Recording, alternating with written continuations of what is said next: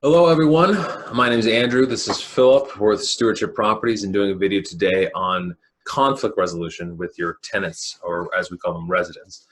And in these times, particularly with the coronavirus and other situations like that, the recession, it's something that's even more necessary as there's going to be more people behind on their rent. There are going to be more people who are upset and issues like that. So it's an important skill to learn. It's an important thing to do, and it's not, I don't think, discussed enough. So we're gonna jump into it. Philip has been our property manager for a long time here at Stewardship Properties, and so he's got a lot of tips on how to get this done as best as it can be.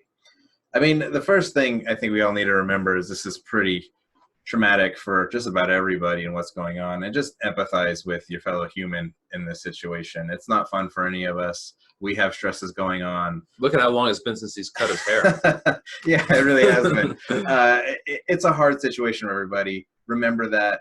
And I always like to remember the 80-20 rule, or really in this situation, I feel like it's more the 90-10 rule, in terms of 90% of your residents are good, hardworking people who want to do the right thing and are trying to be reasonable with you.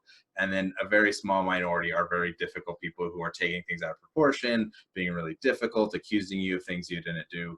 Keep that in perspective. Stay calm. Even if someone's having a hard time, they really are having a hard time. If someone's trying to get one over on you or something like that, you notice that that's the exception. That's not the rule. So as landlords, we really need to have that perception with everything and keep that in mind. And a lot of that can be screened out with proper screening, which is, of course, a topic for another video, but that is something to keep in mind. Yeah, and so with that, the best way I like to frame these situations when someone's coming after you is to always put yourself on their team, and no matter what the situation is, they're going to accuse you of things in this situation, I think a lot of people are accusing landlords of being greedy. Maybe they have problems in the past that they're trying to bring up, and this is just kind of bringing that all out. But always frame the situation as there being an enemy, and that you are on their team to defeat that enemy. Be like Richard Nixon. You have an enemies list. So we'll make that right now. So the first one could just be, I mean, the easiest one right now is just the coronavirus. Obviously, you can be on a team against that. But some really common ones are what's in the lease. You know, what you have written down there, what you've already agreed to, what the laws state. That's a really good one, because there's some things we can't do because of what is in the law. We are breaking the law if we go out of our way for one resident, but we don't do that for another one. And remember, with FHA, you need to treat fair housing. You need to treat residents the same. You can't give a huge discount to one arbitrarily and then give nothing else to somebody else. One can just be the past. Something has already happened. If it's already happened, you know, you can use that and frame that as what you're fighting against. Coronavirus, in this case, would be a good past and the present. I guess that could be the present as well. We'll put a little asterisk there. Yeah. I mean, yeah, the coronavirus is a pretty good enemy at this point that you can talk about, and be on a team with them against it and empathize with that situation. Say, we're both trying to get through this together. I didn't cause this. We're both trying to get through it together. The last one is just basically policies. Yeah, the policy. This is really good if you're a property manager. Just what your policy is, how you handle these kind of things. If they know you're the owner, it's a little different sometimes. But generally, if you are just a property manager, you can't go against what your owners are making you do. Policies / the owner. Yeah, the owner of the company, of the property and stuff. And I'm not going to get fired over saving you $100 kind of thing. You know, I'm going to do everything I can for you. I'm on your team to fix this, but I can't just make that go away.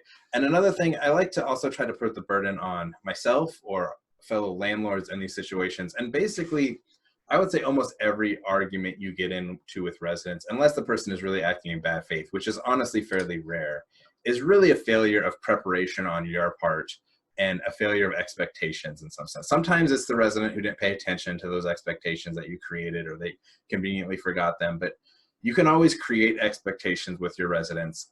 We sit down with our residents for an hour during a lease signing to go over all the policies and how things are supposed to be. And that gets rid of a lot of arguments, because you just go back to, like, you tell them this is how it's going to be. You document it in writing. And then when the problem comes up, you just go back to, we told you this is what was going to happen, and it's written right here like we showed you.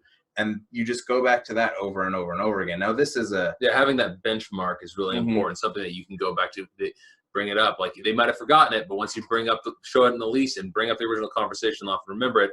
By the way, those in-person meetings are over Zoom now. Yes, that is correct. We have changed that. Eventually go back to being in person again. But yeah, the referencing, having the argument when there's nothing to argue about, like going over all the issues in the lease and all of the key policies beforehand when there's no antagonism, makes it clear, and then you can go back to that point when there was no antagonism, and it's much easier to reference. And the best time to do this is when they really like you and they're trying to get something from you, which is the house. They're wanting to rent from you. They're wanting this property. And that's the time to say, like, hey, this isn't always going to go perfect. You're going to not like us because we're going to charge rent during a pandemic, or because, we got bills to pay. Yeah, because we have a policy you don't really like or something like that. But we're telling you that now when you really like us. We're putting it in the lease. We're going over this so we know you've read it and understand it. And then when you get mad about our policy, you're really just mad that we're doing our jobs and having integrity and doing exactly what we said we were going to do. So that's a really good way. Be on their team with this whole situation. Fight the problem that they don't have any money. Fight that with them. But you're not the bad person here that lost their job. The pandemic's the reason they lost their job, but you're working on them. And another really good thing to understand with this is a lot of times there's no good outcomes. If someone lost their job and they don't have an income, that's really scary. They can't pay their rent. That's terrible. There's no good fix for that for a lot of people today. That's really bad, and realize that. But your job isn't to find a good solution, and that's a lot of times what people are looking for. They're looking for a good way out of it. The solution the resident wants. Yes. And that's not necessarily possible. But what you want to do is find the best solution. And best could still be a bad option, but it is still the best solution given the circumstances. This whole country's in a what's the best solution? None of this is good. It's like, what is the best solution we can come out of this with, and try to kind of find a way to get there together. Because there's some things we can't accomplish for you. We can't get your job back. So what can we do the best to get you to move again, forward? you're on their team in the same way. I mean, it's the best solution for you. It's not what you want. You want them to pay rent. You want to pay them double, triple, just donate to you. But that's not going to happen. So you're looking for the best solution for yourself as well as the best solution for them, and try to find that mix. Because so often, find that point of contact where it's the best solution for both of you, given all your policies, your lease, the law, all those things. And also, what this does is so often the relationship between the resident and the landlord, it starts off fine because they want to lease your property and you want them to pay rent to you, and that's all great. But as you have these conflicts, whatever they are, I mean, every time there's conflict with any two groups, there will be antagonism. But by having the situation where there's antagonism between the two groups, it just becomes more and more hostile. But when you come together, like, we are going to figure out the best possible solution, then you're on a team to try to figure out the best solution, and you really reduce the amount of antagonism. It makes it more likely that people want, even like situations like maintenance or other things like that, more likely that they'll want to renew their lease, less likely that they'll, cause problems, less likely that they'll do anything, like not pay something if they can get away with it because they don't like you, and less likely they'll leave you a bad review, while more likely they'll leave you a good review or give you referrals and all the rest of those things. So trying to reduce hostility and antagonism while still holding up to your policies, staying firm, but it's a lot of, it's just frame. It's just the frame of the discussion. A really small thing that you can do, just really practically, if you're ever having a conversation with somebody about a difficult issue, don't sit on one side of the table with them on the other side of the table. Yeah, absolutely. Sit on the same side. And if you're looking at paperwork, look at it kind of like me and Andrew are sitting here side by side, and look at it together rather than across from each other. There's a million tiny little details, some of which we implement here, a lot I'm sure we still could. But like, there's so many things you can do to frame it as you're on the same side, you're working through the problem together, you're empathizing with them, realizing there's very few really bad actors out there when you really boil it down. It's really just people who are scared, stressed, don't have any good options. You're not finding the best or a good option. You're finding the best option. Yeah. And I mean, tenants are the same way as landlords. I mean, there's all these stereotypes about bad landlords, the slumlord out there. And I think most people in bigger pockets realize that is a very small minority, but it's the same thing with tenants. The vast majority of residents are good people. Most of us have used to be residents, remember that time. I used to be a tenant. And so we have to look at, most people are positive. They're frustrated. They're angry about the situation or anything like that. I think one thing, you don't want to go against your policies in your lease. You don't want to be making exceptions. The coronavirus situation is one of the few times where that might make sense. It's really the only time we've made some exceptions. Yeah. So, like, if in our company's history. So, for example, somebody can, we only have one payment. We only allow one payment plan per lease for 12 months. we are allowing a free one for this, and we are also waiving April's late fees for people who were behind on their rent because they could prove that they show us that their the employment was coronavirus has disrupted by the affected them. coronavirus. So we're doing those two things. We're going to have to look at it again. We don't know what the situation economically will be. But yeah, so normally you want to stick with your policies. You want to be on their team, find the best possible solution, but you want to stick with your policies.